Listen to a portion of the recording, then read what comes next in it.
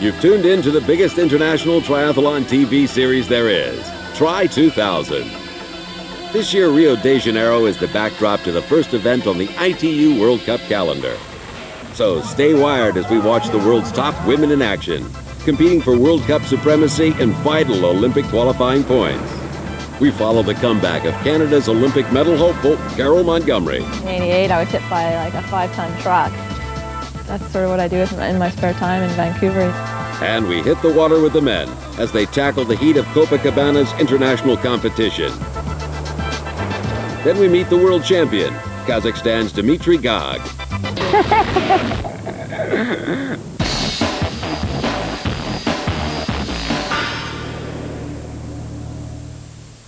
Brazil last staged a World Cup race in 1996. Local hero Alexander Manzan blitzed the men's competition in Ilios. But a week later, it was the Frenchman Philippe Pittori who sprinted past Manzan to take the honors in Rio. But the golden girl that year was Carol Montgomery, who won convincingly both in Ilios and Rio. And now, she's back. Carol Montgomery has one of the fastest run split times in women's multi-sport. The Canadian, based in Vancouver, had already represented her country in the 10,000 meters before switching to triathlon.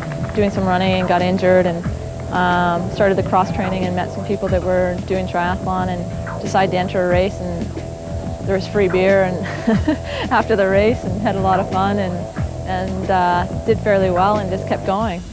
With a second place in the 1990 World Championships and a third in '96, Carol sped to the top of the sport. 20 hours a week. I try to do 2 sports a day. I do like a hard run on Tuesday and a hard run on Saturday, and a hard ride on Thursday, and swim 5 days a week. Pretty intense training. Carol trains hard, but the fight recently has been with a run of bad luck and trying to fit training in around her trips to the hospital. I've been knocked out maybe 5 or 6 times, which my friends say explains a lot. Might be a good thing, might be a bad thing. In 1988, I was hit by like a 5-ton truck, and I have no memory of it. The biggest one was in 1993 when I crashed in Manchester at World Championships. That wasn't a lot of fun. 95, I had a flat tire in Cancun. 97, I twisted my ankle really bad coming out of the water in Perth at World Championships. After 1997, Montgomery's luck began to change for the worse. After a rapid drop in performance and a loss of feeling and power in her left leg, Carol was back in the hospital. Once I got it diagnosed, it was a narrowing of my external iliac artery, so I wasn't getting sufficient blood flow through to my left leg. I got surgery around Christmas time, and you know, the scar goes from here to here, and the artery scar here to here. The first week I couldn't even walk or anything just because of the abdominal incision. But once I got over that, I was training after about 3.5 weeks. You know, at the pool, and I'm in a bathing suit, you can't hide it, but little kids will be with their mom like pointing at it and stuff, and their moms are like slapping their hands. Don't point, it's rude to point. I didn't know you guys were there. I initially thought I was going to retire after the Olympics, you know, once I get there, but now I don't even think about retirement anymore. I'm like just ready to keep going, and you know, I want to be, you know, been to the Olympics, and it'd be cool to have a medal. No preference on the color. Is that enough, or do you want some more?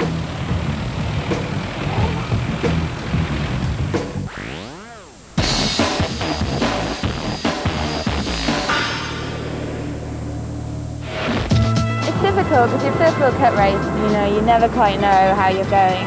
I don't know what the others have been doing all winter, but I will definitely go for the top 3. Of course, every race is important. You don't travel from Europe down here to not have an important race. Tomorrow is a big race and with big points, so I have to do very good tomorrow. Being a beach star really should spread the field out a little bit more. It's a lot more athleticism. Swimming is going to be hard, and a lot of great swimmers here. I think the weather is going to be more challenging than the actual course, just to be really, really, really fast.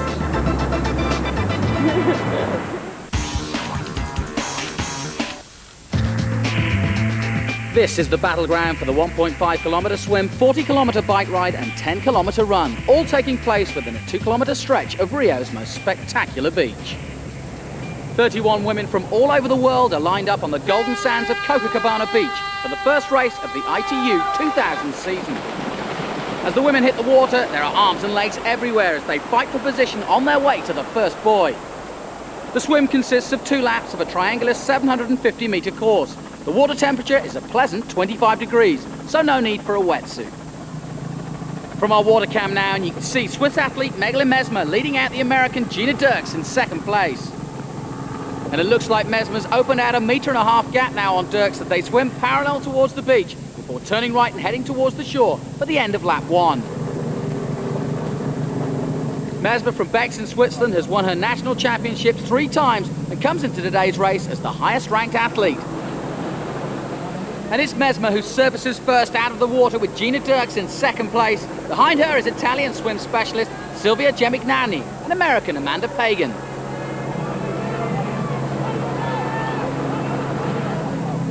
Dirks, it seems, is quite happy to sit on Mesmer's feet on the way to the first turn buoy. You can save as much as 20% by drafting the swimmer in front. And Mesmer's breathing bilaterally so she can keep an eye on the other competitors on both sides of her. The water cam gives a great view of the chasers as they turn right across the last turn buoy. Gina Dirks then, right on the heels of Mesmer. That's the best place to be, drafting the competitor in front. Mesmer quite happy to lead out the swim section now as they exit the water and run up the sand to transition. Mesmer first, Dirks in second place, while the others are still struggling to hit the beach. But as we head back to the road, and I think I just caught a glimpse of Maria Ojata, the Brazilian, who's made up a few places on the run-in. Going back to the chasers, there's Carol Montgomery on the right in a good pack for the bike section. Mesmer's got her helmet on and she's away. Ojata is just behind. They wheel their bikes out of the transition session. Ojata has already made up 2 places. She's in second place now. Dirks back to third place. Mesmer now will wait for the other 3 behind her to work in a pack so they can keep away from the big chase group, who will undoubtedly form behind them.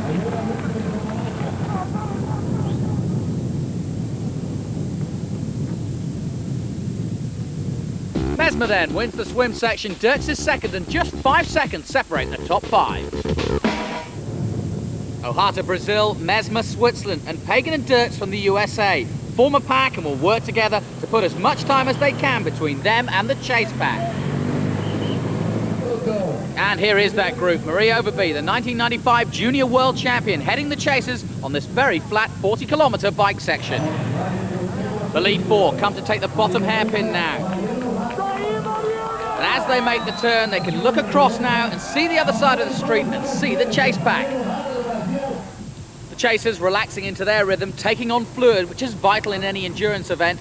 The main goal now will be to bridge the gap to the leaders, and it'll be left to the big stronger riders to do the work. The chase group are now in sight of the leaders, and it looks like it'll only be a matter of time until they close down that gap.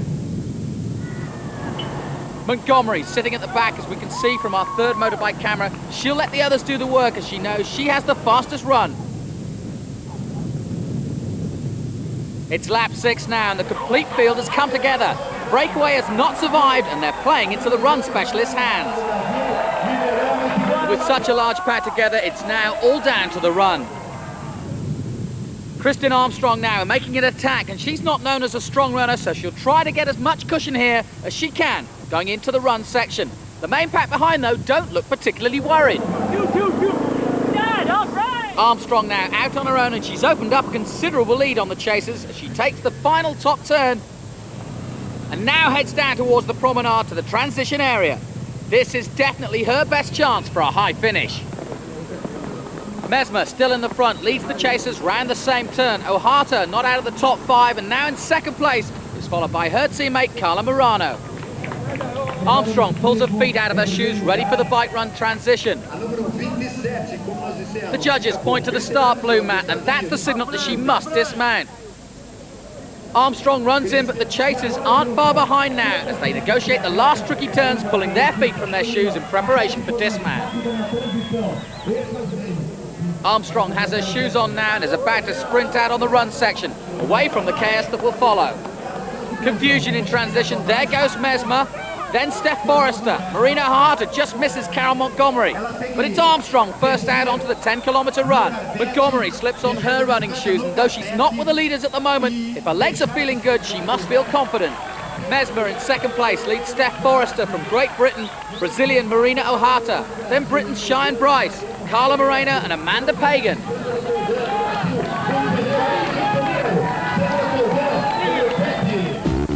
And after the bike session, it's Armstrong with a 30-second lead over Sagana, Overby in third place.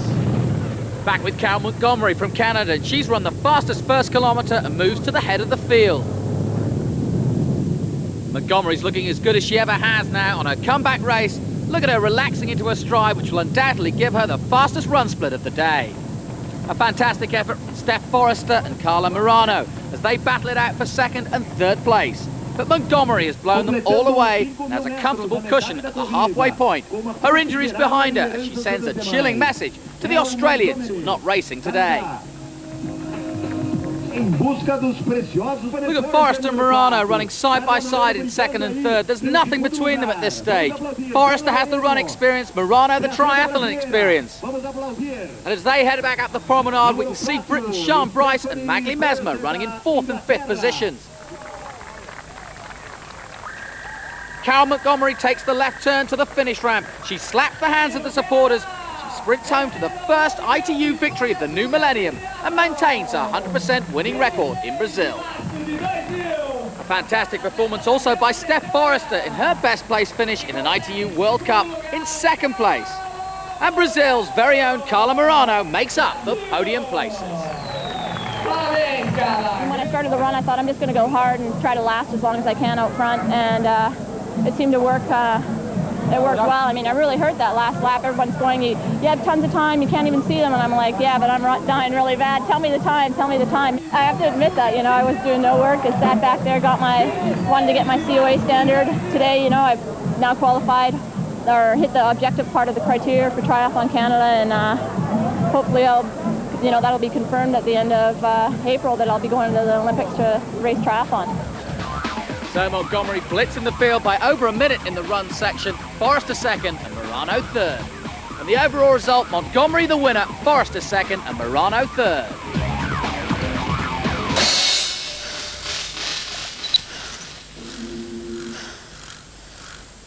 Stay dialed to Try 2000 and meet the world champion Dimitri Gog as he looks to stake a claim on the first event on the Men's World Cup calendar.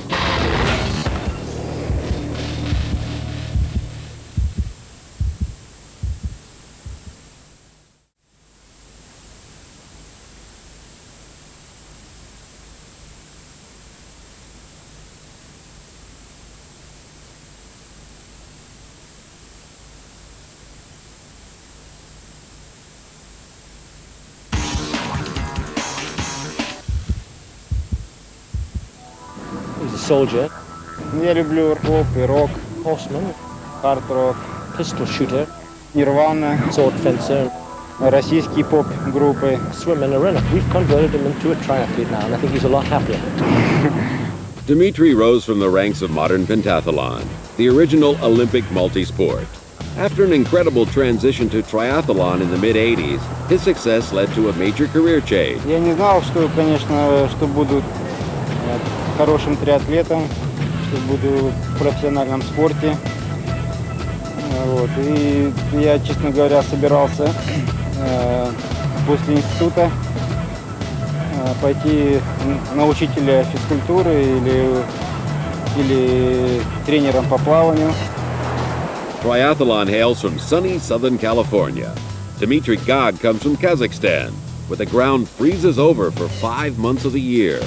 The idea that some Russian kid could come and steal away the sport from the US of A was unthinkable. At the time, it still is, I think, for some people.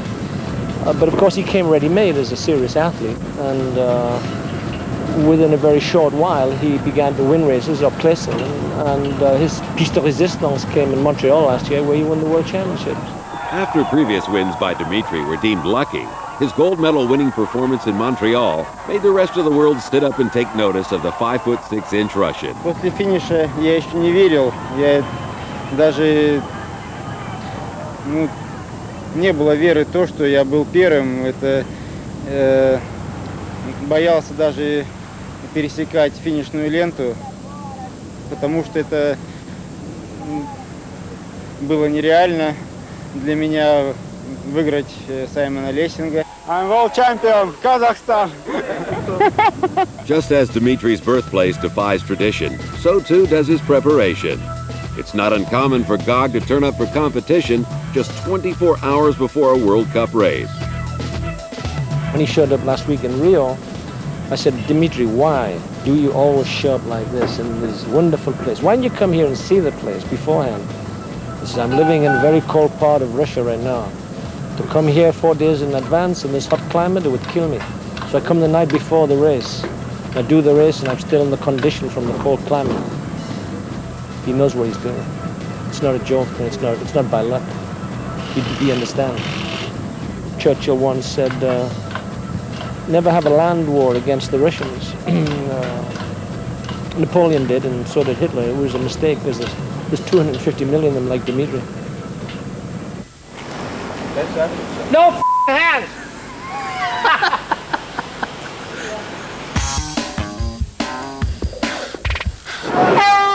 55 men take to the start line, including current world champion Dimitri Garg, who'll be wearing number 1.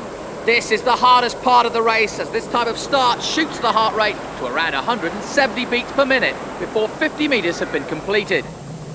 Heading the field, it's Richard Stannard from Great Britain, just out in front of Ricky Jorgensen of Denmark.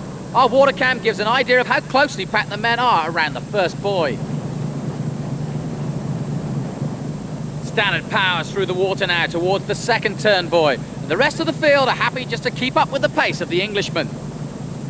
The helicopter gives us a great view here of how the swimmers are positioned.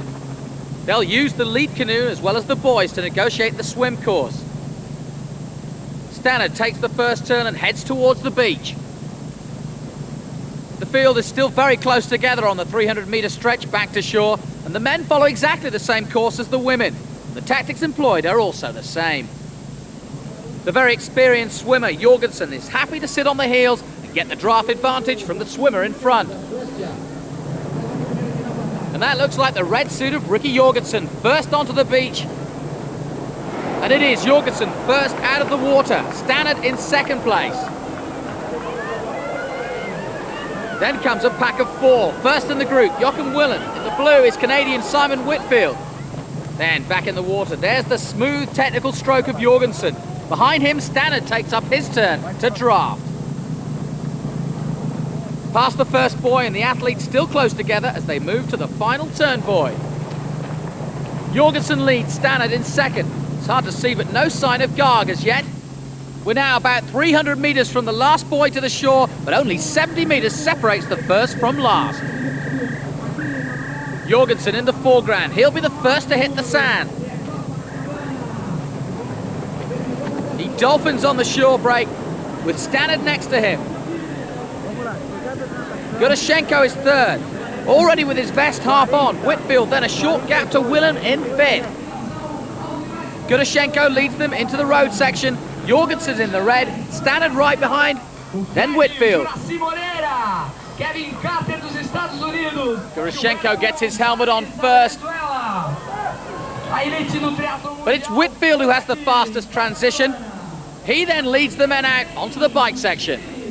The men really are so close, the field could splinter at any point. This is the critical stage of the race. Whitfield leads the chase from Gurashenko, then Stannard. And a check on the swim section. Jorgensen the winner, Stannard in second, and Gurashenko takes third place. A lead group of about 12 sprint down the opening lap of the bike section. And immediately behind them, the chase back form. Their main objective will be to close down the gap to the leaders. Whitfield goes to the front and out of danger around the bottom turn. There's Garg on the inside in third. They'll have to change down a gear to accelerate out of the turn on the other side. The chase pack are at a disadvantage. They contain around 30 riders, and they'll have to slow down more around the corners, which gives the advantage to the lead group. Back to the leaders now, and German Ralf Egert takes a turn at the front. Joachim Willen goes through to do his share, and swim winner Jorgensen behind him, and that's Dimitri Garg in the yellow helmet. The chase group take the bottom turn, and they're still around 50 seconds off the lead group, and are making no dent in this gap. Like a man in control, we start to see more of Garg as the race progresses, the lead group forming the perfect pace line. The 40-strong chase pack roll up the Copacabana promenade as the lead group come down the other side for the last time.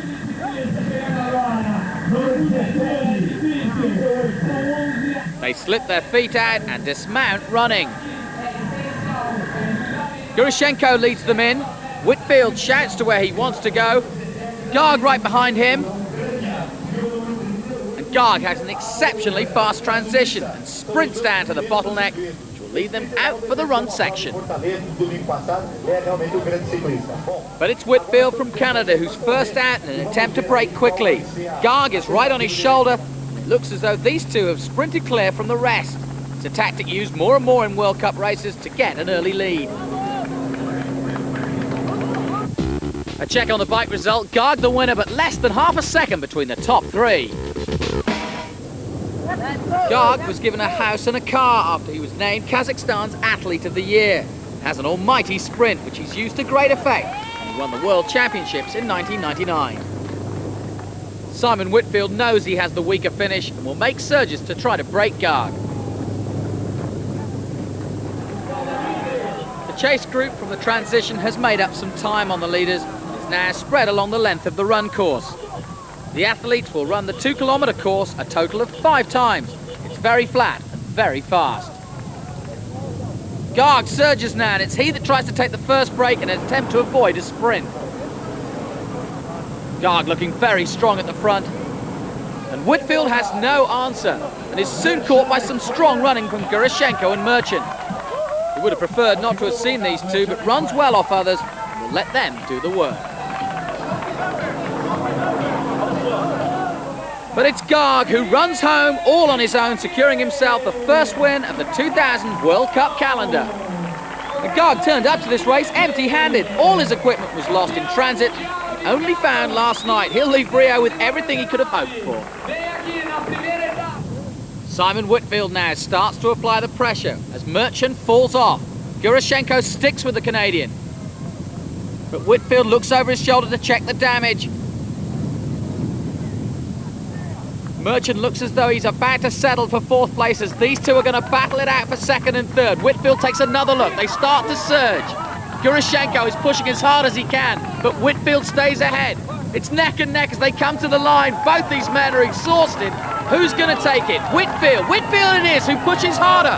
Gurushenko's had enough, and Whitfield it is who takes 2nd place. Gurushenko can't reply. He'll take 3rd place. And Merchant, you can see in the background, will finish 4th. Brilliant stuff by Whitfield.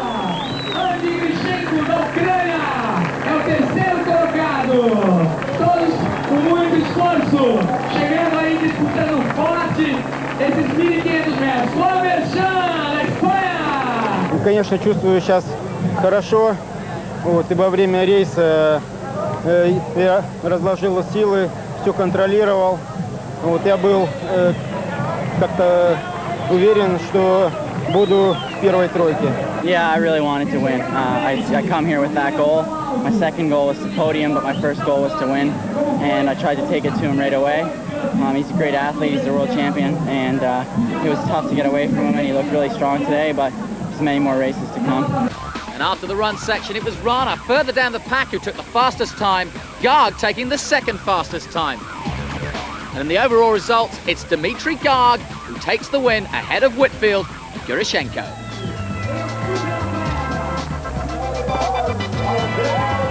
And with that win, Dimitri Garg now leads the World Cup rankings ahead of Hamish Carter of New Zealand.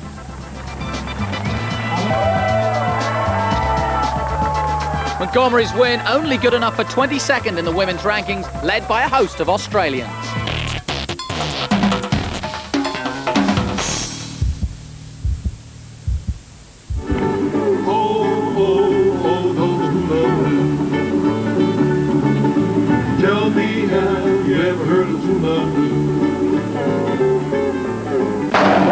in next time, because you're in for more Try 2000 action as our World Cup athletes take on the tropical heat of Kona on the big island of Hawaii. We meet New Zealand's Hamish Carter and talk to Ironman legend Karen Smyers.